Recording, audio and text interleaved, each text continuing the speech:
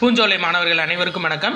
10th old புக்கில் இருக்கக்கூடிய தொகை சொற்கள் பார்க்க போகிறோம். அதில் வந்து ஒரு சிலது கன்ஃபியூஸ் ஆகும். நம்ம கன்ஃபியூஸ் பண்ணாமல் படிச்சுக்கணும். இது பாருங்கள், இருவினை இரு திணை, இது ரெண்டு பார்த்துக்கோங்க. இருவினை அப்படின்றது நல்வினை தீவினை, அது வந்து இருவினை.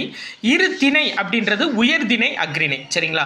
அடுத்து இந்த பாருங்கள், நானிலம் ஐந்திணை, இது ரெண்டும் கன்ஃபியூஸ் ஆகும். அதாவது நானிலம் அப்படின்றது பாலை மட்டும் வராது, குறிஞ்சி முல்லை மருதம் நெய்தல் வரும். ஐந்திணை அப்படின்றது குறிஞ்சி முல்லை மருதம் நெய்தல் பாலை வந்துடும். சரிங்களா? அப்போ இப்படி கூட கேட்பாங்க. அதாவது குறிஞ்சி முல்லை மருதம் நெய்தல் இதற்குரிய தொகை சொற்களுக்குரிய சொல் எதுன்னு கேட்பாங்க. இங்கே குறிஞ்சி முல்லை மருதம் இதை பார்த்த உடனே ஐந்திணைன்னு போட்டக்கூடாது.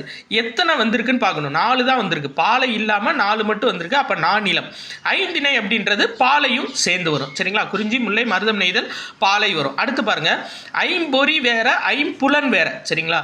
ஐம்பொறி அப்படின்றது மெய் வாய் கண் மூக்கு செவி, இது வந்து ஐம்பொறி. இதுவே ஐம்புலன் அப்படின்றது என்னன்னா காணல் கேட்டல் உண்ணல் உயிர்த்தல் உற்றறிதல். சரிங்களா? அப்போ இது ரெண்டும் கன்ஃபியூஸ் ஆகும், நீங்கள் தெளிவாக பார்த்து வச்சுக்கோங்க. ஐம்பொறி ஐம்புலன் இது 10th ஓல்டு புக்கில் தொகை சொற்கள் நம்ம சிலபஸில் ரொம்ப ரொம்ப முக்கியமான டாபிக்ப்பா.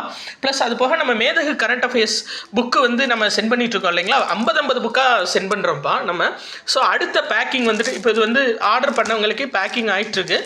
இப்போ இந்த பேக்கிங் வந்துட்டு எப்போ சென்ட் பண்ணுவோம் அப்படின்னா 13ஆம் தேதி ஈவினிங் வந்து பேக் பண்ணிடுவோம். சரிங்களா? இன்றைக்கி தேதி 12, 13 ஈவினிங் பேக் பண்ணி மொத்தமாக சென்ட் பண்ணிடுவோம். ஸோ 13 ஈவினிங்குள்ளே ஆர்டர் போடுறவங்களுக்கு இந்த பேக்கிங்லேயே உங்களுக்கு வந்துடும். அதிகபட்சம் 15 இல்லை 16 தேதிக்குள்ளே உங்களுக்கு வந்துரும்ப்பா. நன்றி.